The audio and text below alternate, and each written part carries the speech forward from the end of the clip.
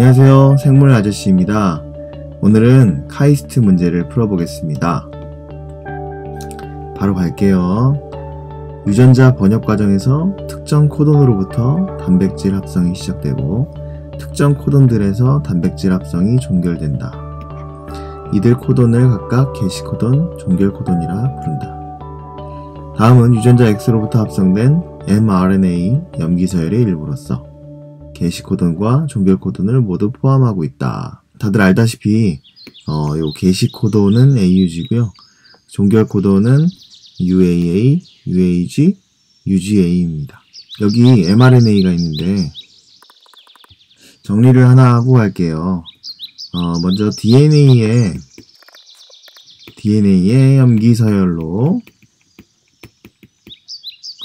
염기서열로 정보가 표시되어 있습니다. 정보 표시 방법이 염기서열이죠. 3개의 염기가 하나의 정보 단위를 만들어냅니다. 그래서 여기 적혀있는 정보를 트리플릿 코드라고 합니다. 예를 들면 DNA는 이중가닥으로 보통 존재합니다. 이렇게 말이죠. 여기가 5-쪽, 여기가 3-쪽. 이런 거를 3개씩 하나의 정보 단위로 만들었기 때문에 트리플릿 코드라고 해요. 이 DNA에 있는 이 정보가 결국엔 아미노산인 아스파라진, 이 아스파라진으로 만들어지려면 DNA가 직접적으로 쓰이는 게 아니라 RNA가 쓰이게 됩니다. 메신저 RNA가 쓰이게 되죠. 그래서 이 메신저 RNA는 DNA로부터 비롯된 겁니다. 이 RNA도 DNA도 모두 핵산이라고 해요. 그래서 역시 정보는 염기서열로 적히게 됩니다. 이 mRNA에 있는 염기서열 정보에 따라서 단백질이 만들어지죠. 이 단백질은 DNA와 RNA에 있는 정보를 고스란히 담고 있습니다. 어떠한 형태로 담고 있냐면 아미노산 서열의 형태로 담고 있습니다. 여기 이 두 DNA와 RNA를 핵산이라 했잖아요. 핵산의 언어인 염기서열 정보가 아미노산 서열로 완전히 언어가 바뀌어야 합니다. 번역이라고 합니다. 이 번역은 누가 하냐? 리보솜이 담당하게 됩니다. DNA의 아주 일부분을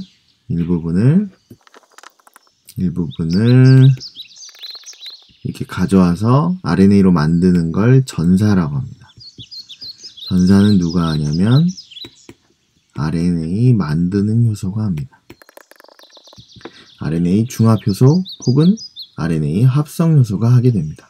이 mRNA로부터 리보솜에 의해 합성되는 폴리펩타이드는 총 몇 개의 아미노산이 연결되는가? 그 이유도 얘기해라. 카이스트는 홈페이지에 기출문제와 더불어서 해설도 나와 있어요. 그래서 그걸 참고하시면 됩니다. 먼저 게시 코드는 AUG입니다. 그래서 AUG를 찾으셔야 돼요. 간혹 mRNA에서 AUG가 여러 개 등장할 수도 있어요. 그 중에 진짜 게시 코돈을 찾는 것도 하나의 어떤 문제가 될 수 있는데요. 여기는 AUG가 하나만 있더라고요. 여기 있죠? 그럼 AUG부터 번역이 시작되는 겁니다.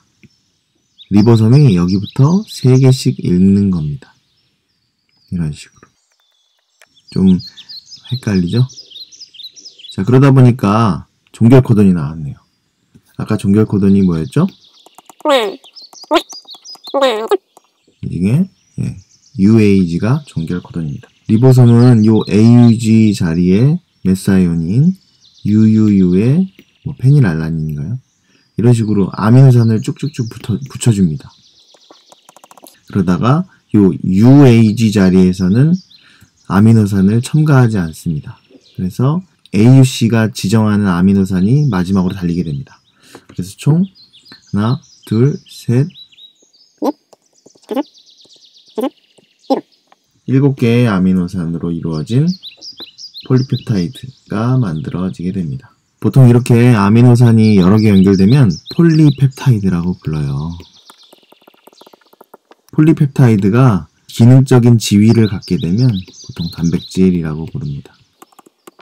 기능적인 일을 하려면 이제 접히고 잘리고 아니면 뭔가가 덧붙여져서 3차원적인 모양을 이루게 돼요.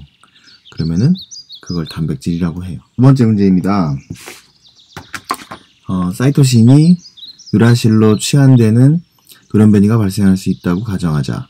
위 그림에서 두 화살표가 가리키는 사이토신에 발생하는 돌연변이 중 어느 것이 더 단백질에 더 큰 변화를 유발할 수 있는가? 그 이유를 설명하라.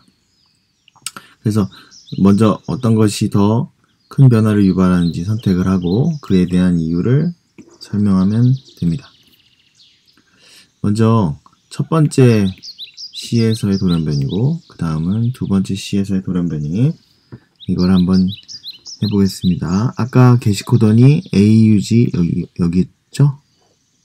네, 여기 그래서 이렇게 번역을 하다가 ACU로 치환이 되겠죠. ACU로 바뀌고 그 다음 나머지는 동일하게 진행이 될 겁니다. 두 번째 C의 변화가 생긴다고 보면 UUU, ACC, 그 다음에 여기가 U로 바뀌니까 UGA가 되면서 원래는 여기까지 와야 되는데 여기서 단백질 합성이 일찍 끝나게 됩니다. 더 짧은 폴리펩타이드가 만들어지겠죠. 대신에 여기는 ACC가 ACU로 바뀌고 단백질의 길이, 폴리펩타이드의 길이는 동일하게 됩니다. 따라서 이 두 경우 중에서 두 번째 C가 변하는 것이 더 치명적이다, 더 큰 변화를 유발한다, 이렇게 보면 되겠습니다. 참고로 다들 잘 알고 있는 RNA 코돈표입니다. DNA든 RNA든 3개의 염기 서열이 하나의 하나의 아미노산을 지정하고 있어요. 그래서 트리플렛 코드라고 합니다. 그래서 이것은 이제 RNA에 대한 트리플렛 코드, 즉 코돈표고요. 그 다음에 요즘은 또 DNA에 대한 코돈표를 또 따로 만들어서 사용하더라고요. 여기 있는 UUU가 DNA 코돈표에서는 TTT 이런 식으로, TTC, TTA 이런 식으로 되어 있는 거죠. 아까 ACC가 ACU로 바뀐 거잖아요. 그래서 ACC, 여기 ACC가 ACU로 바뀌어서 아미노산의 변화는 없습니다. 똑같이 쓰레오닌으로 남아있게 됩니다. 이런 경우에는 단백질의 변화가 아예 없기 때문에 침묵 돌연변이 이런 식으로 얘기합니다. 간혹 이런 현상도 발생할 수 있어요. 여기 노란색으로 표시된 것들 보이죠? 그리고 여기 초록색으로 표시된 것들, 보라색으로 표시된 것들, 이런 것들은 이제 각 색깔별로 성질이 되게 비슷한 아미노산들이에요. 간혹 이런 아미노산이 이렇게 바뀌었다, 류신이 아이소류신으로 바뀌었다, 이런 경우에도 단백질 전체적으로 봤을 땐 큰 성질의 변화가 없다고 합니다. 최근 카이스트 인근 지역의 작물 생산량이 급격히 저하된 원인을 파악하기 위하여 해당 지역의 식물들과 토양을 채집하여 이들을 포함한 밀폐된 형태의 소규모 온실을 제작했다. 우선 질소 순환 과정의 효율 살펴보는 것이 가장 중요하다고 판단한 연구자는 온실 내부로 방사능 동위원소 질소 기체 15N2 기체를 주입하고 아래와 같은 분석 실험을 수행하였다. 그래서 보통 질소 기체는 14N입니다. 여기서 14는 원자량을 말하죠. 그래서 원자량이 하나 더 많은 15N2 기체는 15N으로 이루어진 기체입니다. 보통 3중 공유결합을 하고요. 이런 식으로 이제 떠다니죠. 보통은 14N이고 이렇게 떠다닙니다.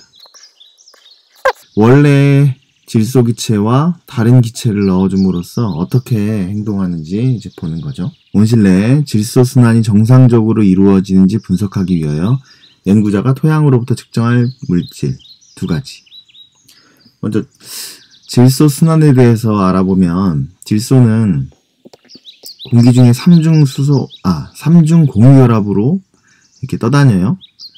그런데 이것이 가끔 공중방전, 번개 같은 거에 고에너지에 노출되면 산소와 급격히 반응하면서 NO3- 형태로 땅에 떨어집니다. 그러면은 이 두 가지 형태 중에 하나가 NO3-라고 하면 되겠죠? 이 공유결합을 끊어내는 것은 굉장히 힘든 일이에요. 하지만 이제 질소 고정세균이라고 하는 것이 있습니다. 이런 것들이 여기다가 수소를 첨가하면서 암모늄 이온을 만들 수 있어요. 원리는 간단합니다. 요 세 개의 공유결합 중에 하나를 끊어내고 그럼 두 개가 남죠? 전자가 하나 남으니까 그걸 수소와 공유결합을 하는 겁니다. 이 과정은 특별하게 질소 고정 세균만이 가지고 있는 질소 고정 관련 효소들이 존재해야만 진행할 수 있습니다. 따라서 인간은 할 수가 없어요. 여기도 끊어내고 수소와 결합시키면 이런 게 두 개 만들어지는 겁니다. 이거 보통 암모니아라고 합니다. 이 암모니아에 수소이온이 더 붙는 거죠. 보통 암모니아는 수소이온을 더 잘 붙이려고 하거든요. 그래서 암모늄 이온이 되는 겁니다. 여기 NO3-와 NH4+가 토양에 존재하게 됩니다. 이 두 가지는 전부 식물이 이용할 수 있는 형태의 질소 화합물입니다. 그래서 연구자는 토양으로부터 이 두 가지 물질을 측정하는 게 이제 좋은 거죠. 그러면 식물은 여기 있는 질소들을 얻어서 자기 몸을 구성할 겁니다. 그러면 식물 몸에 질소 화합물들이 있겠죠. 이걸 동화작용이라고 합니다. 질소 동화 산물들이 생기게 되면 이 식물은 동물에게 먹히게 됩니다. 그래서 동물은 식물로부터 질소를 얻게 되고 그 질소를 이용해서 자기 몸의 질소를 동화시키게 됩니다. 다른 동물을 잡아먹어서 질소를 얻을 수도 있는 거죠. 어쨌든 이러한 생명체들은 언젠가 죽게 되어 있습니다. 죽으면 누구한테 갈까요? 맞습니다. 분해자가 이것들을 분해하게 됩니다.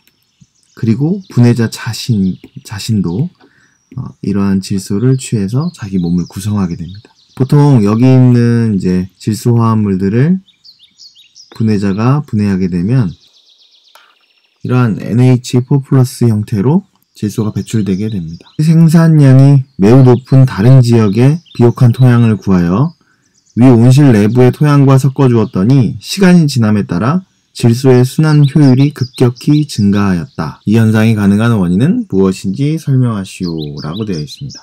비옥한 토양에 뭐가 들어있는지가 관건이겠네요. 다른 건 아니고 이제 질소와 관련된 순환의 효율, 시간 대비 질소 화합물들이 변하는 그러한 속도가 급격히 증가했다라고 했습니다.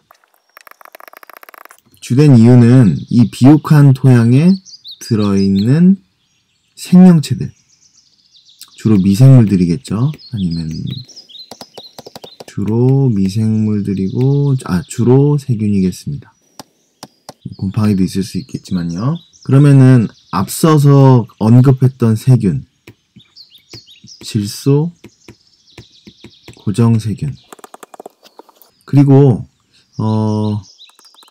NH4+는 산소를 얻어서, 즉 산화를 해서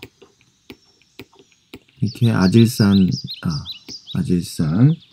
또는 질산염, 아질산염, 질산염 이런 식으로 될 수도 있거든요. 이거를 하는 세균이 질화세균이에요.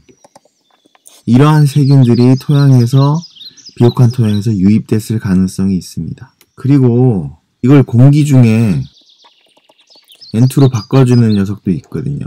탈질 세균이라고 합니다. 이런 탈질 세균들, 그리고 질화 세균들, 질소 고정 세균들, 그리고 기타 다른 세균들, 분해자로서 활동하는 세균들, 뭐 이런 세균들도 다양하게 존재할 수 있을 것 같습니다. 하지만 카이스트에서 제시하는 모범 답안은 이거 하나만 얘기해도 정답으로 인정하고 있어요. 크게 부담 없이 맞출 수 있는 문제겠죠? 정리해보면 이런 다양한 미생물들로 인해서 질소 순환 질소 순환 과정에 있는 물질들의 순환이 좀 더 빨라졌다, 이렇게 얘기하면 좋을 것 같습니다. 다음 문제입니다. 15N2 기체가 공급된 위 온실 내부에 토끼를 넣어주고 3일간 사육했다. 연구자는 3일 후 토끼의 근육 조직을 소량 추출하였고 화합물 분석을 계획했다. 다음 보기 중 연구자가 질소 순환 과정 효율을 파악하기 위해 토끼의 근육 조직을 이용해 분석하는 물질로 가장 적합한 것을 한 가지 선택하고 그 이유를 설명해라. 아까 말씀드렸다시피 식물이 흡수할 수 있는 형태, 이 두 가지 형태, 이 두 가지 형태의 질소 화합물은 식물을 통해 토끼에게 질소 공급을 해줬습니다. 따라서 토끼는 여기 있는 이 질소를 이용해서 자기 몸을 구성하겠다. 글리코젠 같은 경우는 그냥 탄수화물이에요. 포도당으로만 이루어져 있죠. 피루부산 같은 경우는 탄소가 3개짜리고, 수소는 이제 산이기 때문에 수소를 내보냈다 안 내보냈다 뭐 그렇기 때문에 뭐 좀 유동적이지만 보통 4개, 산소 3개, 질소는 어디에도 없습니다. 포도당도 알아두면 좋아요. 중성지방은 글리세롤과 이 지방산이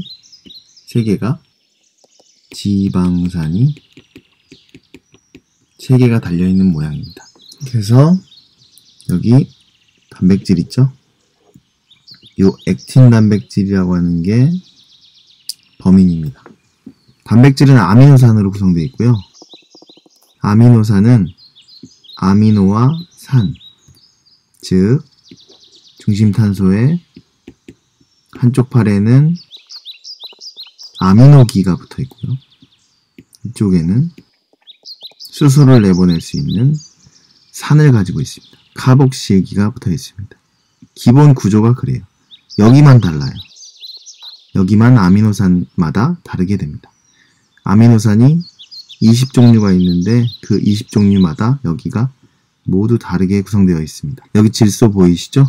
네, 그래서 단백질은 아미노산으로 구성되어 있고 아미노산은 질소를 함유하고 있는 겁니다. 따라서 연구를 할 때 토끼의 근육 조직에서 이 액틴 단백질을 분석하는 게 가장 타당하다고 봅니다. TCA 회로를 구성하는 효소 중 하나인 석신산 탈수소 효소에 작용하는 것으로 추정되는 약물 X를 발견하였다. 약물 X가 실제로 석신산 탈수소 효소 활성에 영향을 주는지 알아보기 위해 아래와 같이 2가지 실험을 수행하여 결과를 얻었다. 자, 먼저 석신산 탈수소 효소가 TCA의 어떤 부분에 작용하는지 한번 알아볼까요? 해당 과정을 통해서 피루부산이 만들어지죠. 이 피루부산은 아세틸코에이가 됩니다. 이 아세틸코에이가 옥살 아세트산과 반응해서 시트르산이 됩니다. 시트르산은 알파 케토 글루타르산이 되고, 이 알파 케토 글루타르산이 석신산이 되고, 석신산은 푸마르산이 되고, 푸마르산은 말산이 되고, 옥살 아세트산이 됩니다. TCA 회로는 나중에 따로 정리해 드리겠습니다. 석신산 탈수소 효소는 여기 이 과정에 등장하죠. 이때 수소가 이탈하게 됩니다. FADH2의 형태로 이탈하게 됩니다. 그래서 FADH2가 전자전달계에 전자를 제공하는 그런 물질이잖아요. 그래서 요 FADH2가 전자전달계에 들어갈 때 그 석신산 탈수소 요소도 그 옆에 붙어 있다고 생각하시면 되겠습니다. 위치도 그렇고 반응도 그렇고 굉장히 밀접하게 붙어 있습니다. 석신산 탈수소 요소와 요 FADH2가 전자전달계로 들어가게 하는 그 단백질이 모두 미토콘드리아의 내막에 있어요. 참고하시고요. 석신산 탈수소 요소의 기질은 석신산입니다.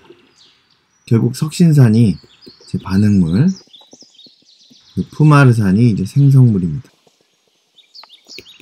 반응물이 생성물이 될 때 그 속도를 화학반응 속도라고 합니다.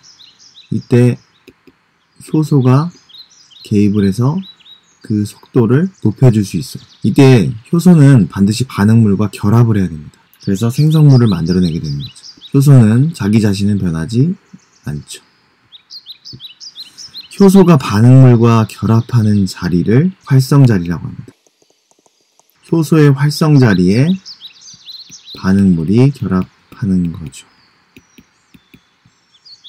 기질이라고도 하죠. 근데 어떤 녀석은 이 기질과 아주 비슷한 모양을 가지고 있어서 효소의 활성자리와 경쟁을 하게 됩니다. 그 경우 경쟁적 저해제라고 얘기를 하고요. 활성자리 이외의 자리에 결합을 해서 기질과 활성자리의 결합을 방해하는 것, 이거를 비경쟁적 저해제라고 배웠을 겁니다. 지금 기질의 농도를 고정한 상태에서 실험을 진행했습니다. 뭘 증가시켰냐면 약물의 농도를 증가시켰어요. 약물의 농도를 증가시키니까 결국 효소의 활성도를 증가시키는 정도는 완전 떨어지게 됩니다. 이로써 이 첫 번째 실험을 통해서 이 약물은 저해제다 라는 걸 알 수 있었습니다. 저해되지 않고 오히려 효소의 활성이 증가하는 경우도 있겠죠. 이 경우를 이 약물은 촉진제다 이렇게 얘기할 수 있어요. 자, 저해제는 크게 두 가지가 있다고 했어요. 경쟁적 저해제와 비경쟁적 저해제가 있다고 했습니다.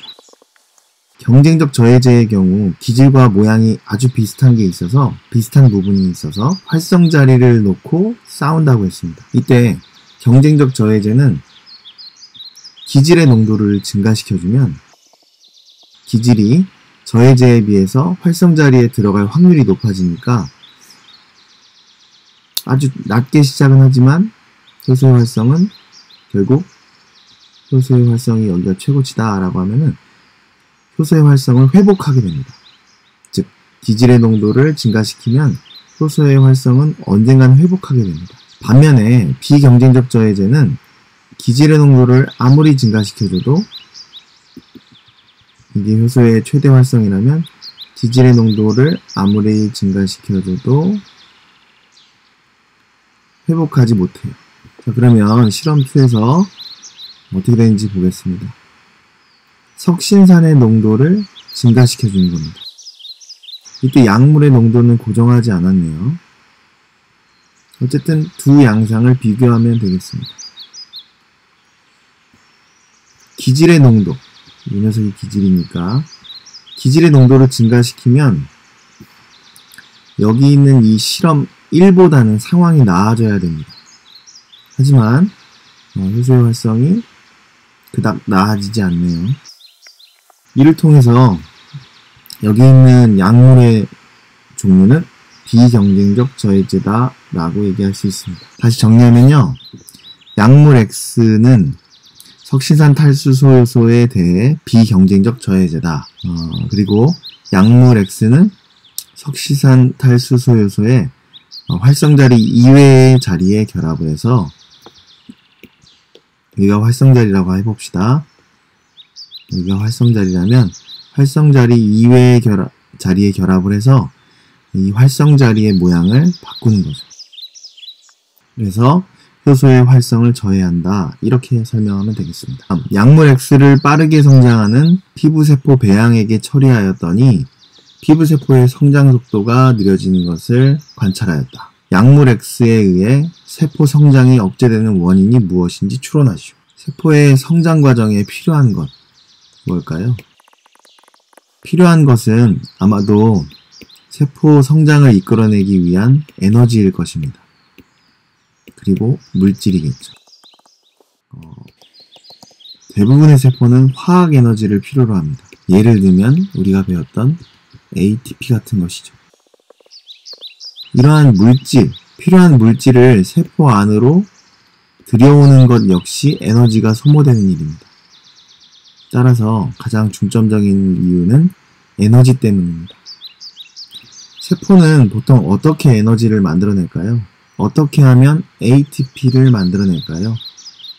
다들 알다시피 포도당을 분해하는 해당 과정과 TCA 전자전달기. 어떤 세포들은 발효라고 하는 것도 합니다. 근데 피부세포라고 했으니까 발효는 아니겠죠? 우리 몸에서 발효를 할 수 있는 그런 조직은 근육 조직입니다. 구체적으로 얘기해 보겠습니다. 아까 TCA 회로에서 석신산 탈수소요소가 저해된다 했죠.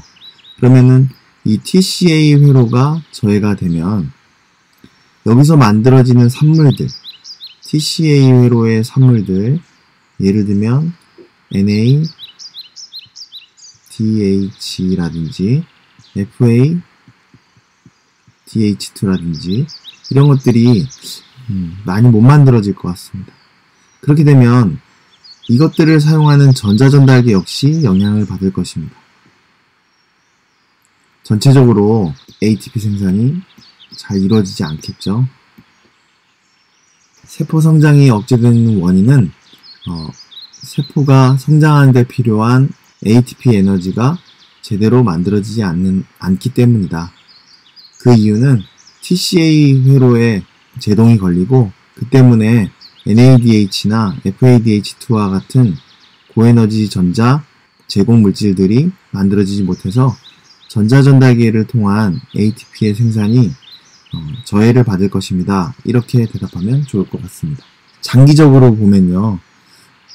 여기서 삐걱거리고 여기서 삐걱거리고 그러면 전체적으로 다 삐걱거리게 되어 있거든요. 그러한 것도 영향을 미치겠습니다.